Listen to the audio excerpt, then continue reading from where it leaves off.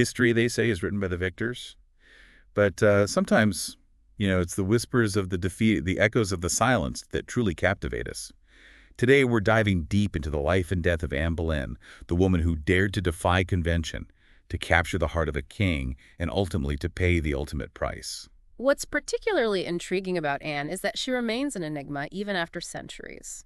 We're going to sift through the layers of myth and propaganda, exploring the woman behind the legend, using sources like the Noble Blood podcast to really get a sense of who she was. We'll be transported back to the Tudor court, a world as glamorous as it was treacherous.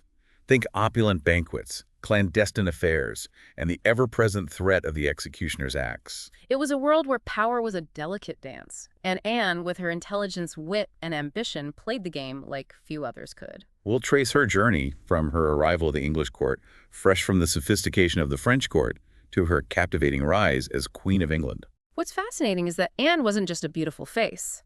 She was a woman of substance, challenging the traditional expectations of women at the time. It said she was fluent in several languages, a skilled musician, and a voracious reader. Not exactly the typical image of a demure Tudor lady. Precisely. Her time in France had exposed her to humanist ideas, a burgeoning intellectual movement that emphasized individual potential and critical thinking.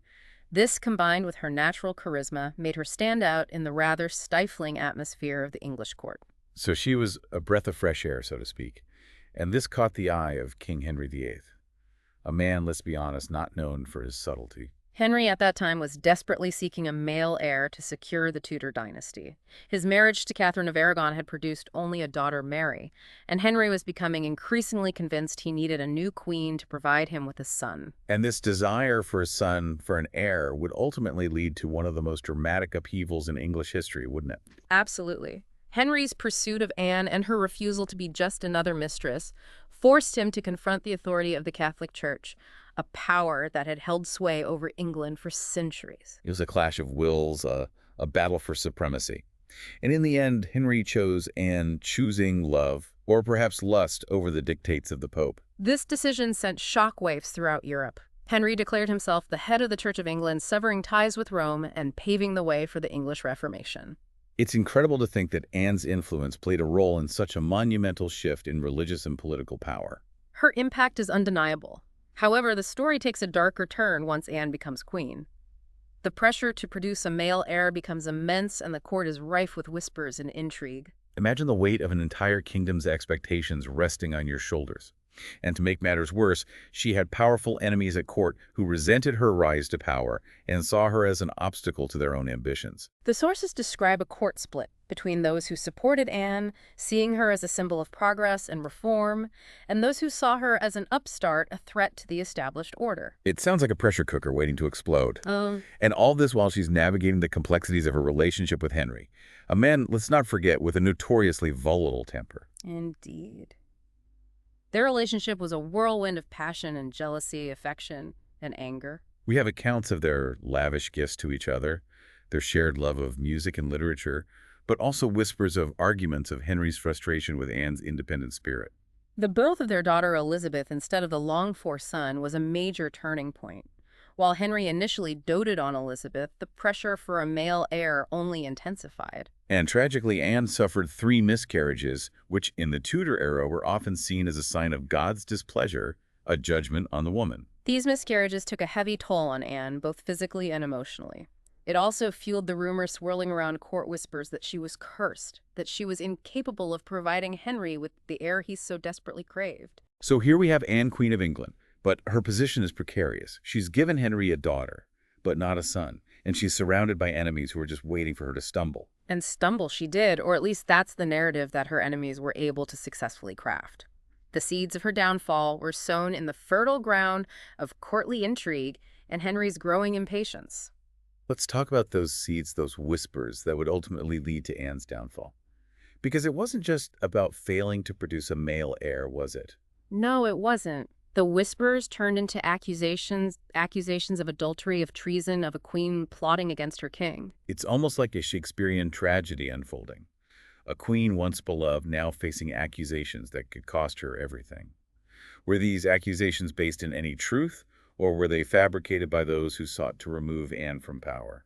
That's the question that has puzzled historians for centuries. The sources we have offer glimpses into the events leading up to Anne's arrest, but it's difficult to separate fact from fiction, truth from politically motivated slander. Let's delve into those sources.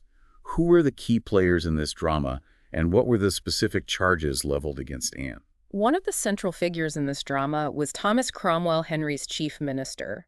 Cromwell, a shrewd and ambitious man, had orchestrated Henry's break from Rome, and he saw Anne as a key ally in consolidating the king's power. But their alliance, it seems, began to crumble as Anne's failure to produce a male heir weakened her position at court. Exactly. Cromwell, always a pragmatist, began to see Anne as a liability. Her enemies, sensing weakness, seized the opportunity to spread rumors and plant seeds of doubt in Henry's mind. And those enemies included some powerful figures, didn't they? People who had much to gain from Anne's downfall. Indeed, among them was the powerful Howard family, who had long opposed Anne's influence over the king. They saw a chance to restore their own power by promoting one of their own, Jane Seymour, as Henry's next queen. Jane Seymour, the quiet, unassuming lady-in-waiting, a stark contrast to Anne's vibrant, independent spirit. It was a classic case of playing the long game, wasn't it? Waiting in the wings, ready to seize the moment when Anne faltered. A masterclass in courtly intrigue, some might say. And as Henry's attention shifted towards Jane Anne's enemies saw their opportunity, they began to whisper tales of Anne's supposed infidelity, painting her as a woman driven by lust and ambition. And these whispers, these rumors, they quickly escalated into formal accusations, didn't they? Charges of treason, of adultery, even of incest. That's right. Anne was accused of having affairs with 5 men, including her own brother, George Boleyn. Incest was a particularly heinous crime in Tudor England, a sin against God and nature. It's clear that those who orchestrated these charges wanted to not only destroy Anne, but to completely obliterate her reputation, to ensure she would be remembered as a monster, a deviant. It was a calculated move designed to shock and horrify, to turn public opinion against Anne, and to provide Henry with the justification he needed to rid himself of a wife who had become a political burden. Let's unpack these charges. Was there any actual evidence to support them, or were they largely fabricated? The evidence, as it was presented at Anne's trial, was largely circumstantial and based on the testimony of witnesses who may have been coerced or bribed. For example, one of the accused, Mark Smeaton, a musician in Anne's service, confessed to having an affair with the Queen. But was his confession genuine, or was it extracted under duress? That's a key question, and one that historians continue to debate. Torture was a common interrogation tactic at the time, and it's entirely possible that Smeaton, facing unimaginable pain, would have said anything to save himself. And the other men accused, including Anne's brother, were their confessions similarly suspect? There's no record of torture being used in their cases, but the threat of such brutality would have been enough to make even the most innocent man confess to crimes he didn't commit. It's a chilling thought. Imagine being accused of such heinous crimes knowing that your fate rests on the word of people who may be lying to save their own lives. It speaks to the absolute power that Henry wielded, a power that could crush anyone who dared to challenge him, even his own wife. Anne was arrested and imprisoned in the Tower of London, a place that had witnessed countless acts of cruelty and despair. What was her reaction to these accusations? Did she break under the pressure, or did she maintain her innocence? The sources depict Anne as defiant, even in the face of overwhelming odds. She vehemently denied all the charges, proclaiming her innocence to anyone who would listen. It's difficult to imagine the strength it must have taken to maintain such composure while imprisoned in the tower, knowing that your life hangs in the balance. It speaks to Anne's character, her unwavering belief in her own innocence. Even her enemies acknowledged her courage and her quick wit, though they used these qualities against her, claiming they were evidence of her manipulative nature. So even her strengths were twisted into weapons to be used against her. It's a testament to the insidious nature of courtly intrigue, where even the most virtuous qualities can be distorted and used to fuel suspicion and condemnation. It's a reminder that in such a treacherous environment, perception is often more powerful than reality. Anne's trial was a carefully orchestrated affair, wasn't it? Designed to produce the outcome that Henry and his advisors had already decided upon. Exactly. The trial was held in the Grand Hall of Westminster Palace, with Henry himself present, observing the proceedings. It was a spectacle, a public display of royal authority, and a stark warning to anyone who dared to question the king's will. Anne wasn't allowed legal counsel, was she?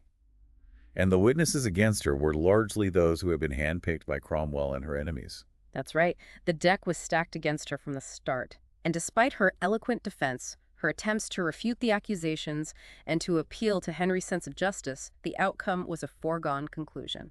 The jury, composed of men who owed their positions and their very lives to the king, found Anne guilty of all charges. It was a swift and brutal verdict. And the sentence? Death?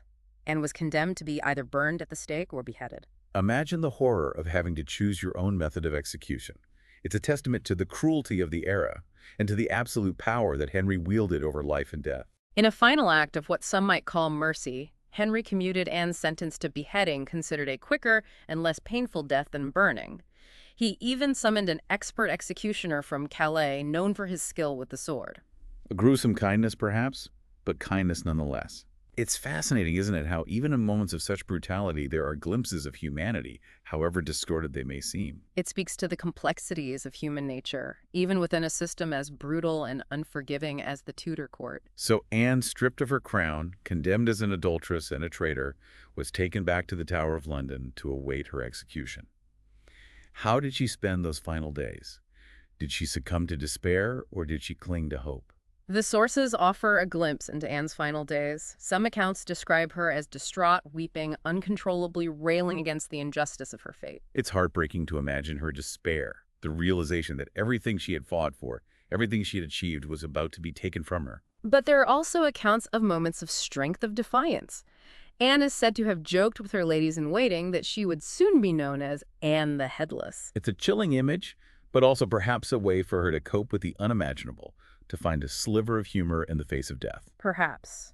Or maybe it was a final act of rebellion, a way to reclaim some control over a situation that had spiraled completely out of her grasp. We'll be back after a quick word from our sponsors to discuss the final moments of Anne Boleyn's life. So it's May 19th, 1536, the day of Anne Boleyn's execution.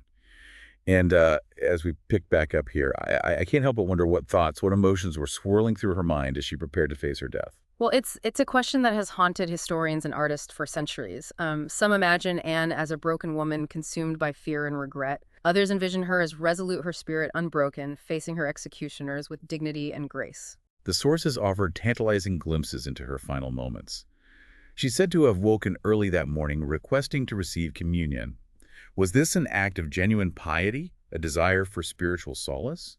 Or perhaps a final act of defiance, asserting her faith even as she faced accusations of heresy? You know, we can only speculate about her motivations. What we do know is that Anne requested a skilled swordsman rather than the traditional axe to carry out the execution. She even paid the executioner herself, ensuring he would do his job swiftly and cleanly. A pragmatic decision, perhaps a desire to minimize her suffering. Or maybe it was another subtle act of defiance, taking control of the one aspect of her death that she could. It's a detail that speaks volumes about Anne's character, her intelligence, her practicality, and her unwavering resolve, even in the face of death. Anne was escorted to the scaffold on Tower Green, dressed in a dark gown, her long, dark hair flowing loose. A stark contrast to the opulent jewels and fine fabrics she would have worn as queen. There are accounts that describe her as pale and trembling, but others claim she walked with her head held high, her gaze steady. It's as if even in death, Anne remained an enigma, defying those who sought to define her, to reduce her to a simple narrative of guilt or innocence. Before the assembled crowd, Anne delivered a brief speech proclaiming her loyalty to the king and asking for their prayers. She then knelt on the scaffold, her head covered by a linen cloth. The executioner, with a single stroke of his sword, ended her life. It's said that some in the crowd wept openly, while others cheered, celebrating the downfall of the woman who had defied the church and captivated the king. Anne's body was buried in an unmarked grave within the Tower of London, a final indignity for a woman who had once been the most powerful in the land. But even in death, Anne refused to be silenced. Her story continued to circulate, whispered in hushed tones, passed down through generations. And over time, those whispers grew louder, evolving into legends, into ghost stories, into enduring fascination. The persistence of these stories, the way Anne's image continues to captivate our imaginations centuries after her death, speaks to the power of her story, a story that transcends the boundaries of time and place. It's a story that resonates with us because it speaks to universal themes of ambition, betrayal, love, and loss. Anne Boleyn's life was a whirlwind of triumphs and tragedies, a reminder that even those who seem to have it all can fall from grace with breathtaking speed. And her story raises questions that we still grapple with today. Questions about the nature of power, the role of women in society, and the fragility of truth in a world where perception can often be more potent than reality. If Anne's story teaches us anything, it's that history is never simple, that the past is a tapestry woven with threads of ambition, love, betrayal, and courage. And it's up to us to unravel those threads, to examine the evidence, to listen to the whispers, and to draw our own conclusions. Anne Boleyn's story doesn't end with her execution. It continues to evolve to inspire debate and to remind us that the echoes of the past can reverberate through the centuries, challenging us to confront our own assumptions and to seek a deeper understanding of the complex forces that shape our world. We encourage you to delve deeper into the sources to explore the multiple perspectives on Anne's life and death, and to draw your own conclusions about this enigmatic and enduring figure. And if you're as captivated by history as we are, be sure to hit that subscribe button for more deep dives into the stories that have shaped our world.